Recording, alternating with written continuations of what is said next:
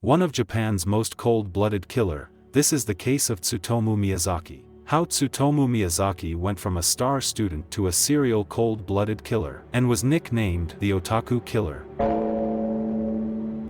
Tsutomu Miyazaki, born on August 21, 1962, in Itsukaichi, Tokyo, came from a wealthy family. He had a rare birth defect that fused his hand joints, making it impossible for him to bend his wrists upwards. Raised by his grandfather and a hired nanny due to his parents' busy schedules, Miyazaki faced ostracism in elementary school because of his deformity, leading him to become introverted. He attended Meidai Nakano High School but experienced a decline in academic performance, ranking 40 out of 56 in his class. Instead of pursuing his initial goal of becoming an English teacher, he studied to become a photography technician at a local junior college. Miyazaki returned to his parents' house in Itsukaichi in the mid-1980s, sharing a room with his elder sister. Despite his family's influence, he showed no interest in taking over their business. Miyazaki expressed a desire to be heard about his problems but believed his parents would not listen. He also mentioned contemplating suicide during this period. His grandfather's death in May 1988 deepened his depression, and he even consumed a portion of his grandfather's ashes as a way to hold on to something from him. Miyazaki's mental state deteriorated further, leading to disturbing incidents, including attacking his sister and mother when confronted about his behavior. First murder on August 22, 1988.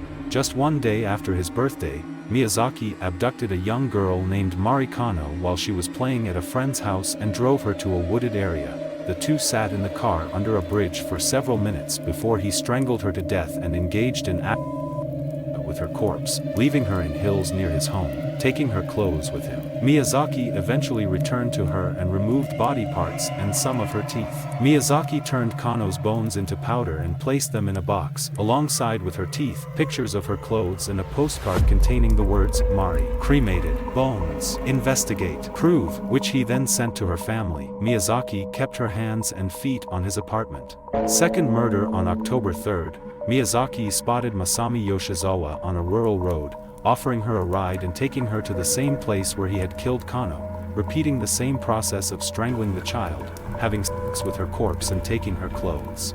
Third murder the next month, Miyazaki was returning from a friend's house when he abducted Erika Nanba and drove her to a parking lot, forcing her to undress and take pictures before killing her. Miyazaki covered her body with a bed sheet and took her clothes, but later disposed of them in a wooded area, leaving the girl's body in the parking lot. Miyazaki would later send a postcard to her family containing the words, "Erika, cold, cough, throat, rest, death."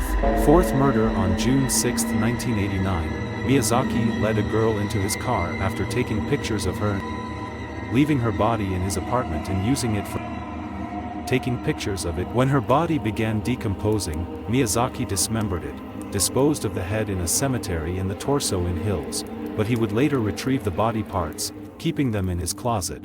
Miyazaki also drank blood from the girl's hands and ate part of them. Arrest on July 23, 1989. Miyazaki saw two sisters playing in a park in Hakioji and managed to separate the younger of the sisters from the older one, who stayed behind. He was taking photographs of the younger daughter, whom he had convinced to strip, when he was caught by their father, who attacked Miyazaki but was unable to restrain him. After fleeing on foot, Miyazaki eventually returned to the park to retrieve his car, whereupon he was arrested by police responding to a call by the father. A search of his two-room bungalow produced 5,763 videotapes, some containing anime and slasher films, later used as reasoning for his crimes. Interspersed among them was video footage and photos of his victims. Miyazaki, who retained a perpetually calm and collected demeanor during his trial, appeared indifferent to his capture. Police soon found Miyazaki's disturbing collection and the body parts he had hid.